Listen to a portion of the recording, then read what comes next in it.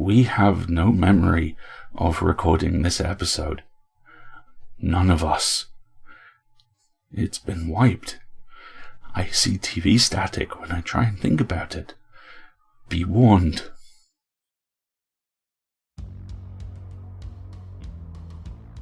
PseudoPod, episode 620, November 2nd, 2018.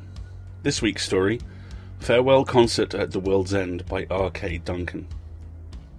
Hello everyone, welcome to PseudoPod, the weekly horror podcast. I'm Alasdair, your host, and this week's story is a PseudoPod original that comes to us from R.K. Duncan. Here's what R.K. had to say about where this story is set. World's End State Park is a real, quite pretty place in Sullivan County, Pennsylvania, where I have often had the privilege to stay in a friend's cabin. I never really thought of how creepy the name was until I began writing this story, but it fit too well to ignore once I thought of it.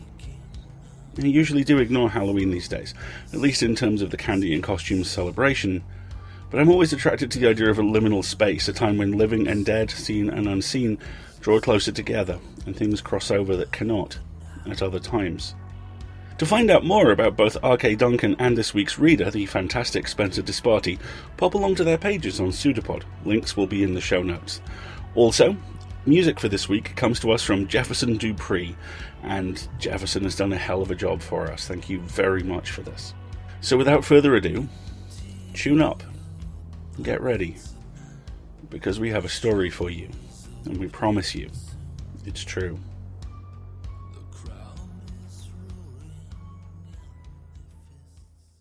Farewell Concert at the World's End by R.K. Duncan. Read to you by Spencer Disparti.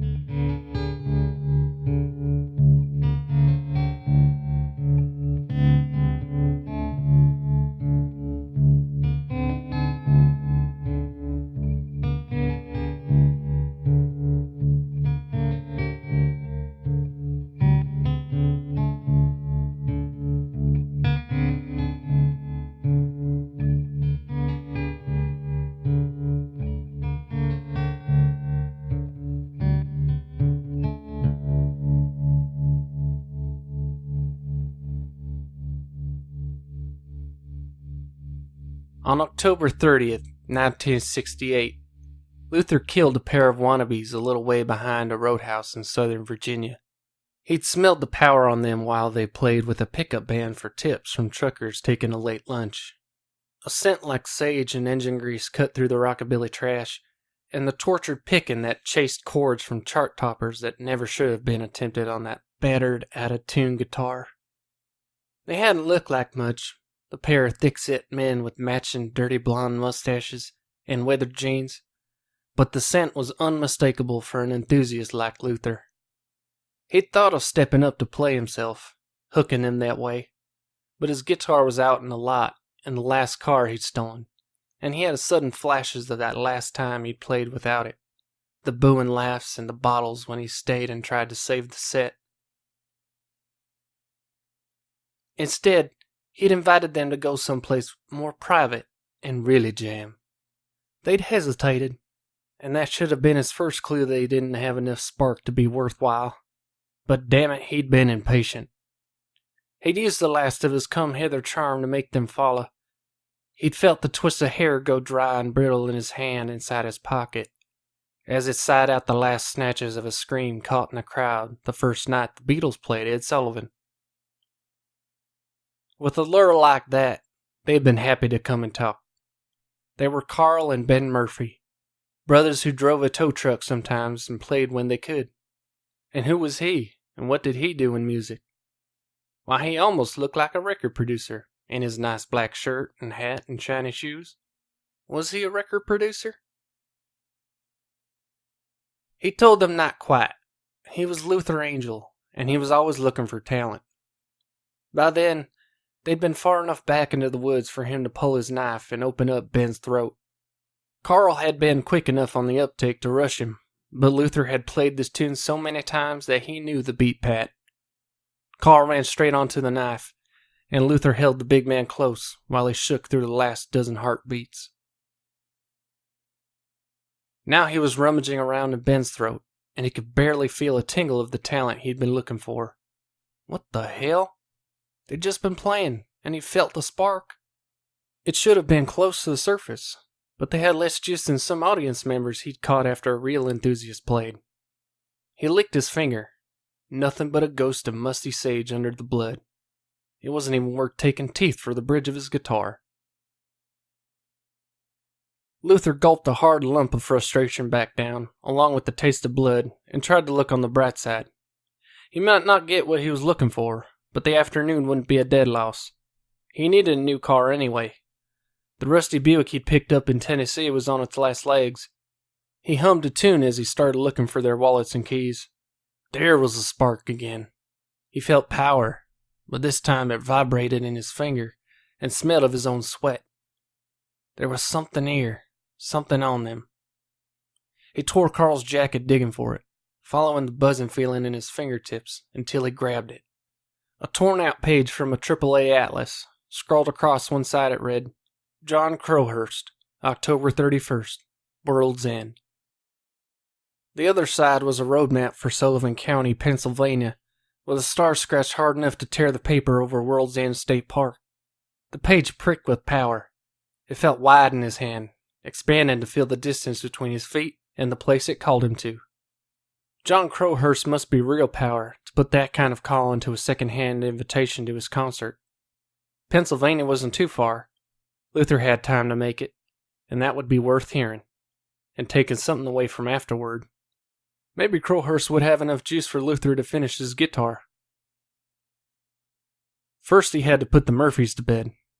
He found the keys to the orange pickup they'd parked at the roadhouse, and collected $37 from their wallets. Then he opened his own case to take care of the bodies.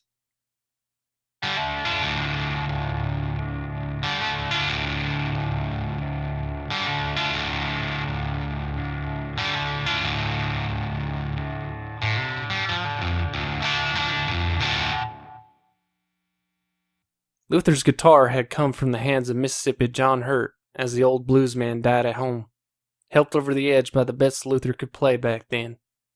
He'd washed the strings in the old man's blood, but the bastard had lived too long to leave much of his power behind. Screwed to the bridge were teeth from the 4 real enthusiasts Luther had managed to harvest, and he picked with the fingernails of wannabes like Ben and Carl. John Hurt's strings cut his fingers if he tried them without a pick. The guitar had already made him good enough to play among enthusiasts and not get called out for souring the tune, no matter how little talent he'd been born with. A little more work, and Luther's guitar would get a whole stadium on their feet, and they'd be screaming and stamping loud enough to drown out every memory of jeers from when he was just some tin-eared hack. Luther might have been worse than these idiot Murphy boys once, but he'd done something about it, damn it. Just 2 or 3 more real players, or 1 master, and Luther's ticket would be punched. He'd have it all, money, fame, and enough power to make the ones who hadn't had to fight for it think he was one of them. He already had more than enough juice to play the Murphy boys down underground, dark as a dungeon. A minor song put them past where police dogs would sniff, and a quick riff had Luther's clothes clean and crisp again. It was easy to begin with, cleaning blood off black. He whistled on his way back to the roadhouse. He put his guitar on the seat beside him in the orange pickup and started driving north. He spent the rest of the day fighting beltway traffic, squeezing the wheel till his knuckles were white as he crawled around D.C. in rush hour. He finally gave up and slept in the car in a pull-off north of Baltimore. He'd have all of tomorrow until whenever the concert started to make it to World's End. The guitar muttered inside its case, nibbling the edges of his dreams. Sometimes he thought he could hear Hurt complaining, but that was nonsense. He shoved more than enough power into that guitar by now to quiet the old man down. It was probably that old fiddler from Cloud County getting comfortable. He'd only screwed that tooth on a couple months ago. Luther woke up cold and kept driving. He was past Philadelphia and heading north along the turnpike before the sun burned off the cloud and things started warming up again. The road seemed sleepier today for some reason, or maybe that was just him. It had been too long since he heard a real Enthusiast play. He needed to make the concert and wake up.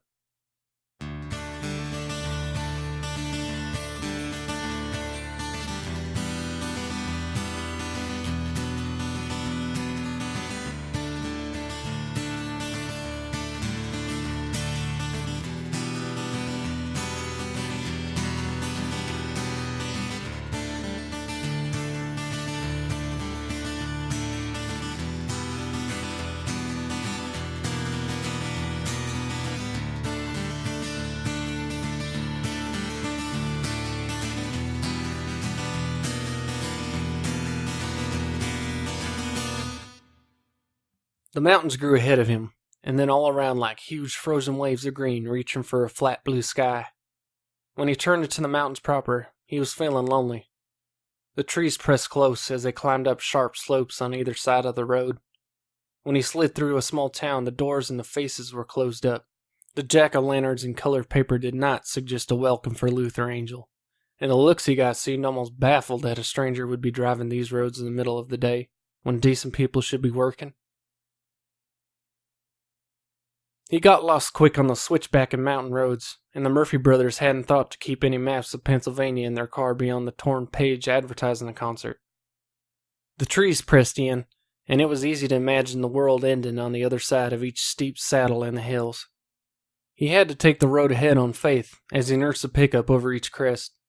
The hills smelled clean, but not the inside smell of purified dead air.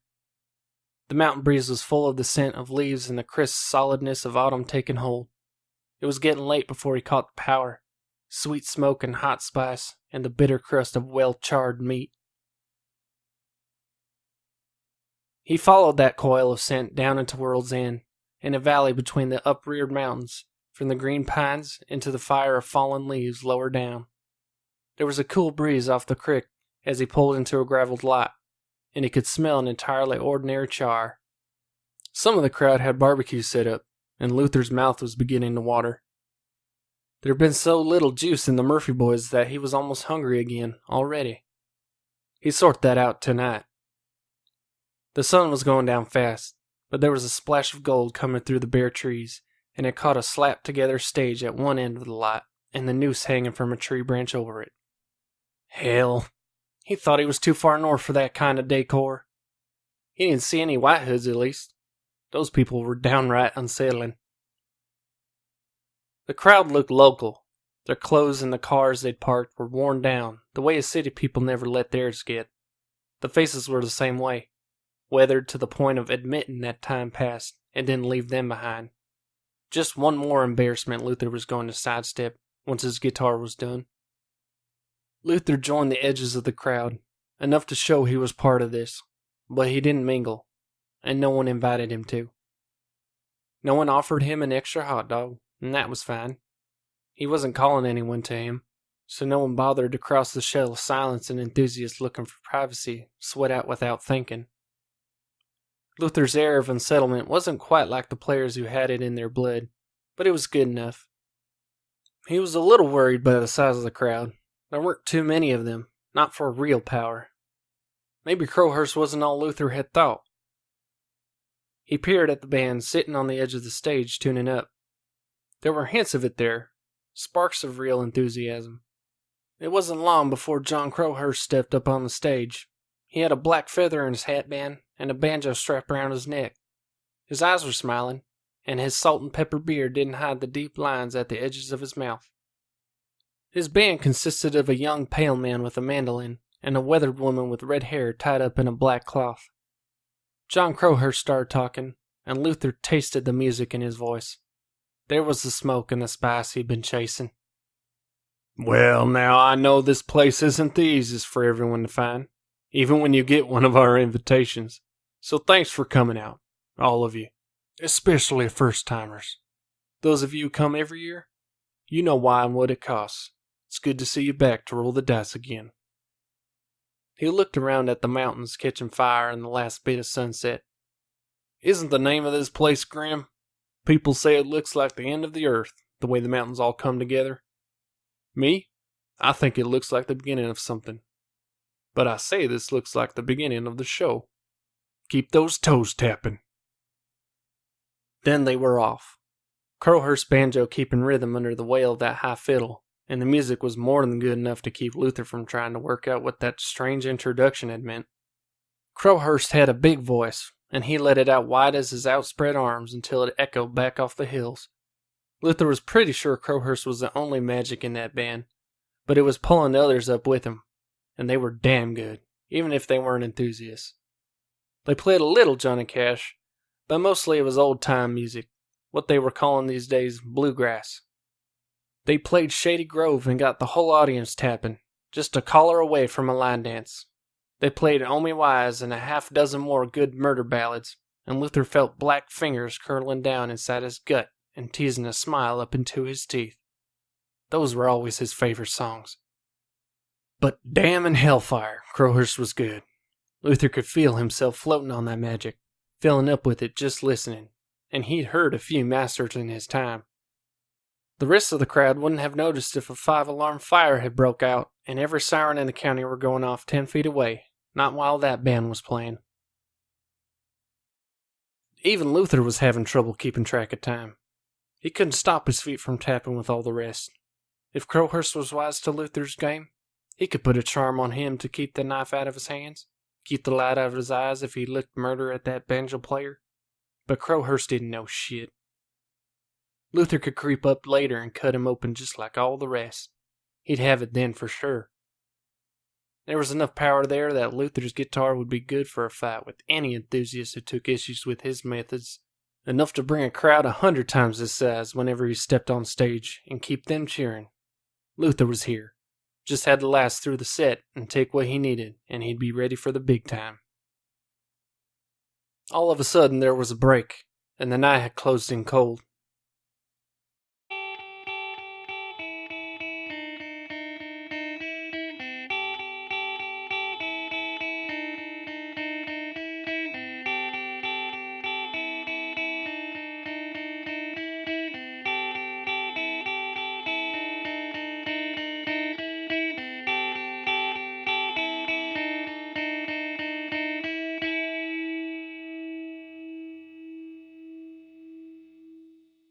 There were a couple of fires burning now. When had those gotten set up? Luther stepped in a little closer, almost close enough to touch his neighbors. He'd been at the edge, but the space behind him felt full now. He looked behind, and there was some kind of Halloween crazy there, in a big mass that looked like a stag. There was a whole line of them hemming in the crowd, birds and dogs and deer and catamounts. It looked like they belonged in a career de Mardi Gras, not a Halloween show this far north. No one else was looking at them, and then Crowhurst strummed again, and neither was Luther. He was staring at the stage, and the noose was hanging low, almost level with the fiddler's head, and the circle inside it was shining gold, just like it had at sunset. The band played more of the same for a little while, and then they stopped. "It's time to remember the dead," said Crowhurst. The band stopped playing, and they sang together. They sang dirges like Lonesome Valley and I Am Death, and something strange and old that must have been from before English was English. The whole crowd was singing with them, and everyone but Luther seemed to know the words. "And now it's time to play them back again." Crowhurst started on the banjo, and the band joined him. The tune might have been When the Saints to begin with, but in a moment it jammed alive, too fast and urgent to have a name. Luther felt the heat of it blister on his lips, and something started pulling itself through the golden circle of the rope. Luther was losing it. It had been so long since he'd heard real magic up close, it was getting him high. That had to be it. Even as good as the plan was, the rest of the audience surely would have said something if they could see the Murphy boys pulling themselves out through the noose. No one shifted while the Murphy boys walked through them to stand in front of Luther. Ben with his big sickened mouth, Carl with a black hole where his heart belonged. The rest of the crowd were in their own worlds, staring at nothing in front of their own faces, laughing and crying and whispering nonsense Luther didn't have time for. The Murphy boys looked mad, but they just stood there staring at him. The rest came after. The boy from Tennessee with his broken fiddle and his perfect teeth. The woman from Kentucky who had smelled what he was after and run a mile into the field before he played her down and broke her legs with a sharp cord. Mississippi John Hurt came last, with a broken strap where his guitar should hang, and he pointed the finger at Luther, like he was supposed to say he was sorry. Now they were all pointing, and the rest of the crowd turned around to look at him. Luther ran. No time to figure what kind of charm Crowhurst had played, or how much of this was actually real. He drifted farther toward the stage than he thought. Now he was fighting through the crowd, and they pushed him back toward the front. He dropped his shoulder and drove, kicked shins when he had space. He made it 3 steps out of the back of the audience, and plowed right into the big man in the stag's head. It was so tall, Luther's face was only halfway up its chest, and it smelled more like a deer than a man. Luther tried to whistle it out of his way, and it slapped him hard across the mouth. Why in the hell did he leave his guitar in the truck? The deer man grabbed him and turned him round to face the dead, and the whole crowd, pointing and staring at him. He tried to fight, but the thing was solid as a brick wall holding him, and the sudden silence drank the strength out of him. He was crashing from the concert high, and the world was going distant and dim. Someone ran out of the circle, and he heard glass smash. They came back with his case and tore it open. Dead ones ran over to it and tore their teeth off of the bridge and licked their blood off the strings. John Hurt took it back and looked down at it with his big sad eyes, and then he broke it over his knee. All Luther's work. He'd been so close to something real, close to hunting down enough to give himself some real magic. He tasted that edge of char he'd smelled when he drove in, filling his mouth with bitterness. The whole crowd cheered, and the deer man called the dog-headed one over, and they lifted Luther up on their shoulders and carried him through the crowd, up to the stage. He was in front of the audience, and they were all cheering and smiling. He was a star. It was just what he'd been killing for all these years. What a goddamn nightmare. He kicked and scratched, trying to go for the eye holes in the mask, but he might as well have been fighting taxidermy.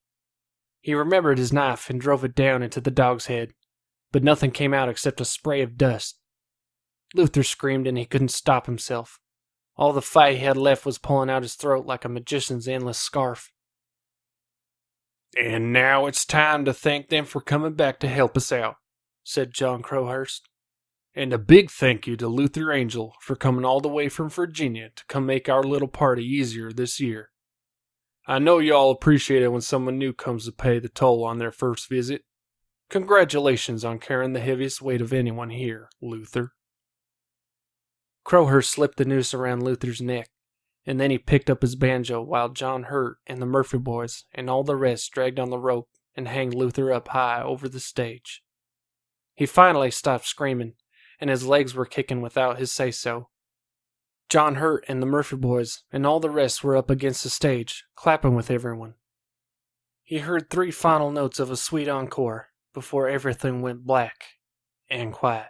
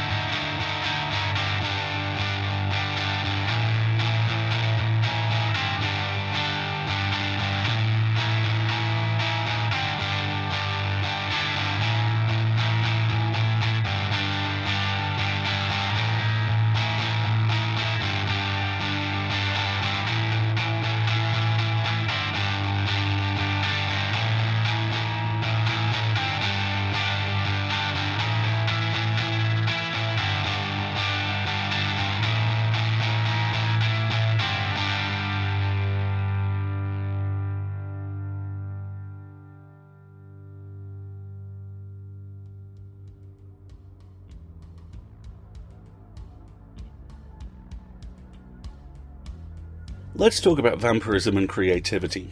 Not vampirism in the cute, I want to drink your blood, blah blah way, or the sparkly way, or the why is everyone in a suit, has a ponytail, shades, and a cane way. Dating myself there. I'm okay with it. No, let's talk about vampirism in its most elemental form. The theft of life from someone to sustain your own life. Or, as I suspect it may be called in a few years, Peter Thieling. Vampirism as commerce, vampirism as industry, vampirism as colossal organizations that draw on the time and energy of their workers to sustain themselves, or that draw on their money, or their hope, or their talents, or their health, or all of them. We could get into this for thousands of words, and trust me, they would only ever get angrier. But the sort of vampirism we see on display here is, for me at least, indicative of two complementary issues. The first is the struggle every creative faces to drag themselves across the hellscape of an increasingly non-functional dystopian industry that their predecessors have left them. Us. Me. All of us. Because no creative on Earth is paid what they're worth. None of them. We all bite and scratch and kick in a desperate attempt to get past our own fundamental belief we aren't worth it, even as our industry sucks its teeth and asks if we could possibly pay for our own train tickets. And if you're wondering whether this week I'm processing some ongoing issues in my other day jobs, then hello! Welcome to the show. We all panic. We all jump for ladders and handholds that are either snakes or designed by whichever sociopath put the "Psych! You're falling to your death now!" handholds in the Uncharted games. We all have that voice in the back of our heads, screaming to make the choice, because doing anything is better than doing nothing, right? Yeah, but doing something stupid is worse than doing nothing. Because if you do, then eventually you end up somewhere you shouldn't and you can't get out of. You end up losing the rights to something you built because you made some bad initial choices, and you perhaps lose those rights forever. Take a look at the lawsuits surrounding The Witcher right now. Take a look, if you want to dive headlong into the legal documents, at the Miracle Man case and how that took years to resolve. It is terrifyingly easy for creatives to screw up because they panic. It is massively difficult to fix that. That fear is what the lead character lives inside here. And what ends his life, what takes vengeance for everyone he killed because he was afraid, because he made stupid, in this case evil choices, is culture. More specifically, kind of feels like it's rock and roll. I mean, I want it to be punk, because Sid Vicious singing My Way regularly swaps out with Henry Rollins yelling, "Hero time starts right now!" in my head. But no, it's rock. Or at the very least, rock as the next wave in, the one that sweeps in, overwrites what came before, and makes things at best better, and at least differently worse. The arc of history bends, with help, eventually towards justice. The arc of culture, Tokyo drifts towards the new while making gritty memes and yelling about yeeting backwards into hell. Things fall apart. The centre cannot hold. That's a good thing. Or at least a thing that isn't as bad, because the first thing that happens when you drag the vampires out into the light is they burn. The second is you clean up. And the third is you build something new. And you try and make it better than what came before, or at the very least different, and the only blood you spill to sustain it is your own. It sounds better to me. Sounds a lot better. Outstanding work from both of you. Thank you as ever. We rely on you to pay our authors and cover our server costs, and a bunch of other costs that this advertising copy never really finds time to talk about, and we really should. What it boils down to, though, is this. There are three ways you can do it. If you can't afford to financially contribute, and we know times are tough and getting tougher, then you could signal boost us. Leave a review on iTunes, leave a review on Google, leave a review on Spotify. Oh yeah! Both Escape Pod and Cast of Wonders are over there at the moment, and we are working on getting the other shows over there as soon as possible. Listen, boost, talk about us, tweet about us, Facebook about us, whatever you can do, whatever form your enthusiasm takes. If a story grabs you, communicate that to someone else, and it will grab them too, and that will help us, believe me. Alternatively, if you have money, then I'm sorry, I'm just briefly flashing back to the old comic book panel of Spider-Man hugging Iron Man, and he only just about comes up to the arc reactor in Tony's chest, and Tony's going, "We have money," and Peter's going, "Oh, thank God." If you do have money, then there are two ways you can help. The first is by subscribing through PayPal for as little as $5 a month. That gets you access to our premium content bucket. Or the second is by subscribing through Patreon, which starts at $5 a month, but gets higher, up to about 20, and there are some really fun rewards over there. And you also get access to the premium content bucket there too. Either way, of the three, whatever you can do, please, if you can, help out, because we always need it, and it's always appreciated. So if you do already help out, thank you. And if you don't, and want to, and can, welcome aboard, and thank you too. We'll be back next week when we will be a production of Escape Artists Incorporated and released under a Creative Commons Attribution, Non-Commercial, No Derivatives license. Our story will be Voices by Ira Brooker, produced by Chelsea Davis and read by Ellie Hirschman, and I leave you with this quote from Only Lovers Left Alive. Her name is Yasmin. She'll be famous one day. I hope not. She's too good to be famous. Thank you all, folks. Have a great week, and we'll see you back here in 7 days.